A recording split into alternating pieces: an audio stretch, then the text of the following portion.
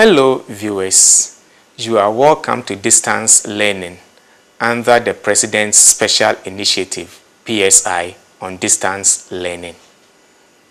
In this program, we shall be studying physics by following the Senior Secondary School or the West African Senior Secondary School syllabus. Objectives. By the end of this introductory lesson, you should be able to 1. List the quantities that are measured in physics. 2. Define matter, energy, and work. 3. Trace and identify energy as fundamental to all branches of physics. Thus, identify energy as an important unifying concept in physics. And finally, define physics. As an opener to the whole program, let us find out what physics is about and hence attempt a definition for our subject physics. First, let us try to identify some of the things that we study in introductory lessons in physics.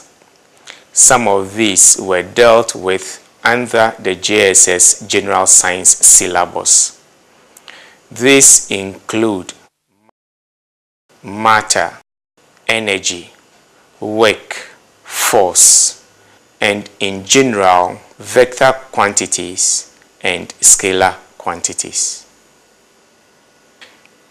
In most of the things that we shall study in physics, we shall attempt to place value on quantities that we encounter. That is, we shall attempt to say exactly how much.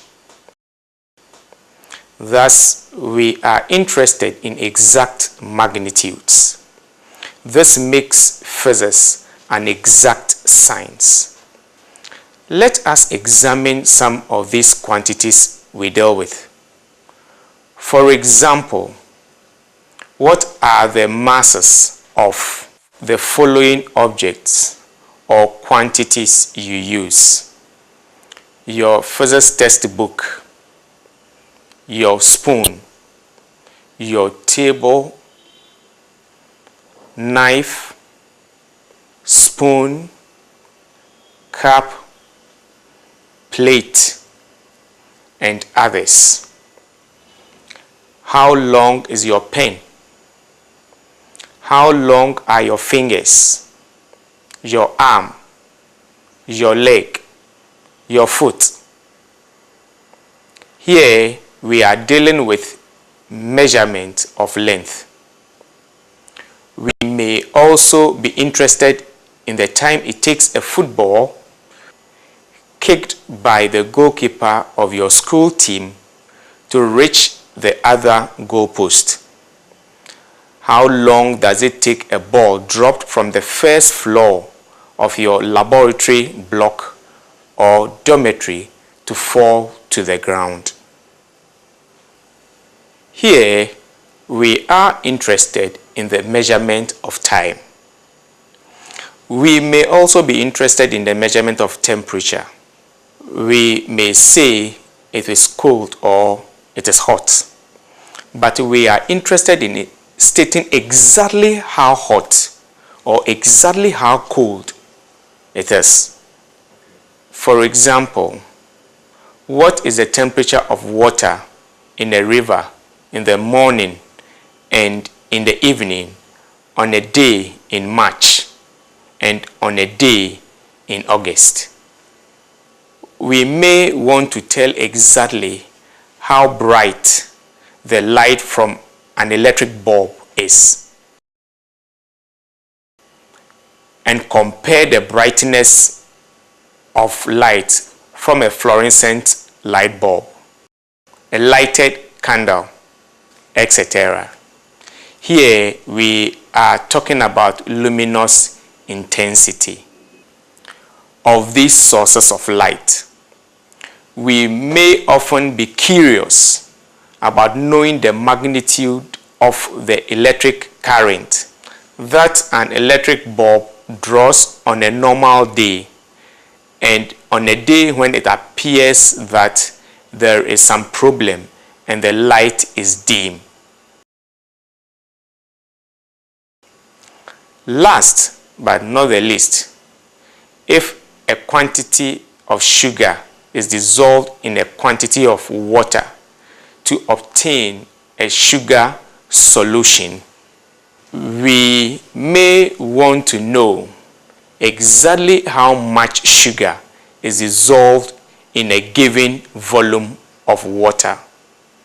Here, we are interested in the quantity or amount of substance in solution.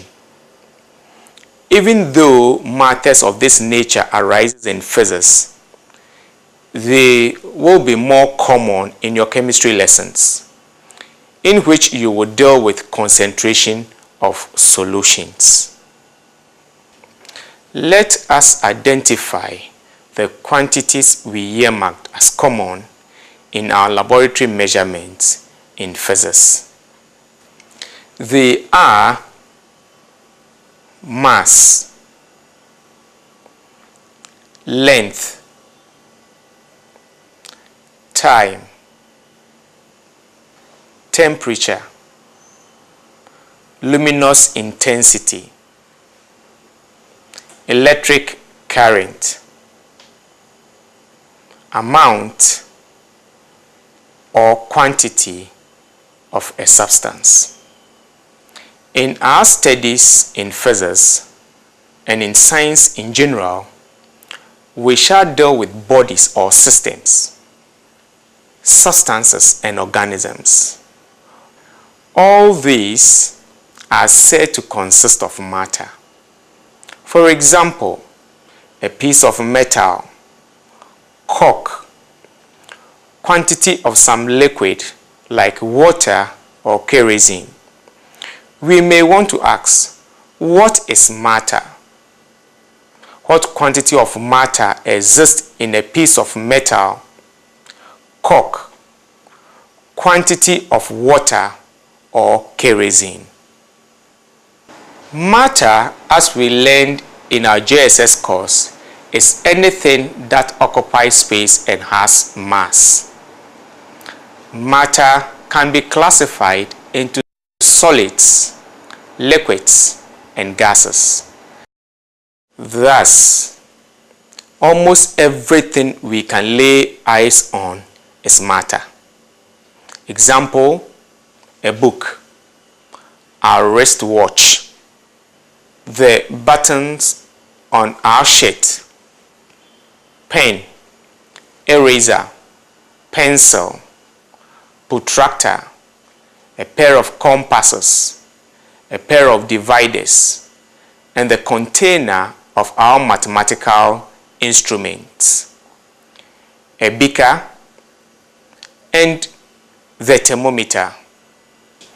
Outside the classroom, we can mention a football, the metal bar of the goalpost, and you can be identified as matter. Also, kerosene, water, liquid petroleum gas, that is LP gas, are examples of matter. Let us now look at the concept of energy as it is seen by physicists or as young students of physics.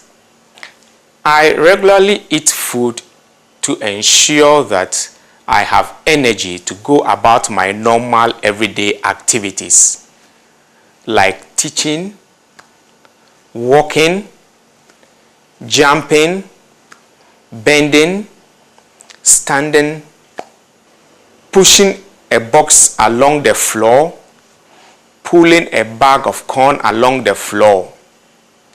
In all these, once I'm able to exert a force, that is pushing, pulling, or lifting on a body so that the body on which the force is exerted moves, or in a more technical term, once the point of application of the force moves through a given distance as shown on your screen, we say work has been done. This is because the force F acting on the body A has moved it through a distance S. Or we can say that the force F has moved its point of application from P to P prime. That is, from P, that is the original position, to a new position P prime, through a distance S in the direction of the force. Whenever a force moves its point of application through a distance in the direction of the force, work is said to have been done. Thus, if no movement takes place, no work is done. There is accordingly this popular joke from ancient Greek mythology, in which Atlas is known to have carried the earth on his back for 100 years without moving. Because he did not move, he did no work. Viewers, isn't that interesting? Physics is fun. Now, once we can do work, we say we have energy. This means that we can only do work if we have energy. Energy is thus the ability or capacity to do work. That is, the ability or capacity to do work.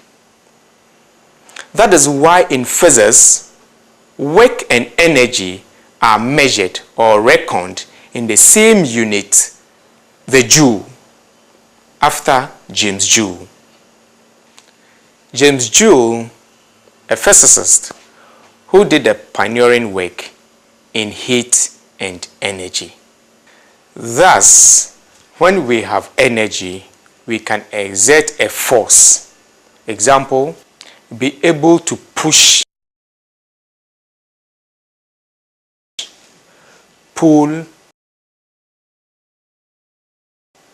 drag along the surface, exert a muscular effort to keep ourselves at one place. When someone attempts to push or pull us, we can also kick a football because we have energy. Thus, matter, after acquiring energy, can exert a force and do work. Even though physics is not only about such simple things, one sees energy in almost every aspect of physics. For example, in 1, mechanics, which deals with forces, energy, and motion. 2, heat, which also deals with energy, which moves where temperature changes are involved. 3, modern physics, in which we shall concern ourselves with atomic and nuclear physics and photoelectricity. Here, energy is essential in the movement of electrons in atoms, which are an essential component of all substances. Atoms are believed to contain circular orbits in which electrons may move from one level to another. Acquisition of energy by atoms enable electrons to move from lower to higher energy levels as shown on your screen. Here, an electron E in level 1 moves to level 2 as the atom acquires energy. The atom is said to have been excited. That is, it gets enough energy to be able to move from a lower level to a higher level. Wave phenomena. Here we shall deal with waves which may be produced in several cases.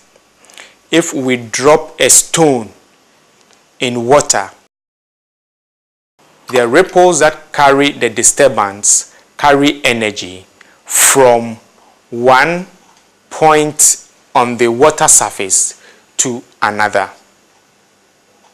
Waves manifest themselves as sound and light waves. Waves as sound can be obtained from a plugged string. Example, a guitar. They can also be obtained from instruments described as percussion instruments. Example, the drum, the rattle, gong gong, and many more. Yet another class of musical instruments produce sound by vibration of air columns. Examples include the flute,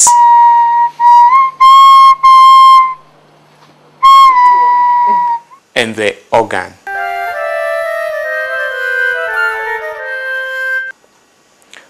We see light emitted from different sources and consider visible light as energy which enables us to see.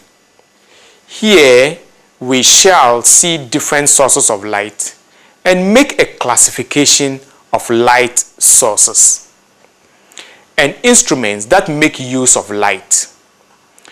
We will also study some natural occurrences and phenomena such as shadows and eclipses. I believe you all saw the eclipse that occurred in this country some time back. We will learn more about that later. We will explain some of these phenomena using the physics at our disposal. Last but not the least, as we journey through our new world of physics, we shall study electricity and magnetism. This would enable us to study electric charges at rest or in motion. We shall study electrical devices and electrical phenomena and how the use of electricity as a source of energy to power electrical and electronic appliances has made life more comfortable and convenient for mankind. Our study would include electric cells, including accumulators, typified by the car battery. We shall also study electrical circuits and how they enable the use of energy in the home and in industry. We would also study magnetism as a subdivision of electricity, dealing with the effect of charges that are in motion. Here we shall learn about magnets and its importance in the field of electricity. We shall also deal with the link between the flow of electric current and magnetism, given electromagnetism. Thus, we have identified the following areas as branches of our SSS physics. 1. Mechanics. 2. Heat. 3. Modern physics. 4. Wave phenomena. and 5, electricity and magnetism. In all these, the concept of energy is clearly presented as a unifying concept. This brings us to a point where we can hazard a definition for physics. As far as what we study in physics is concerned, we shall define physics as the science concerned with the study of matter and energy and the relationship between them. In this lesson, we looked at various measurements made in physics and also saw energy as a concept that runs through all the branches in physics. We also saw matter as a fundamental concept in physics. At the end, we were able to define physics, and we saw that it involves the study of matter and energy. This is where we end today's lesson. I hope you enjoyed yourselves. Till we meet again for the next lesson, it's goodbye.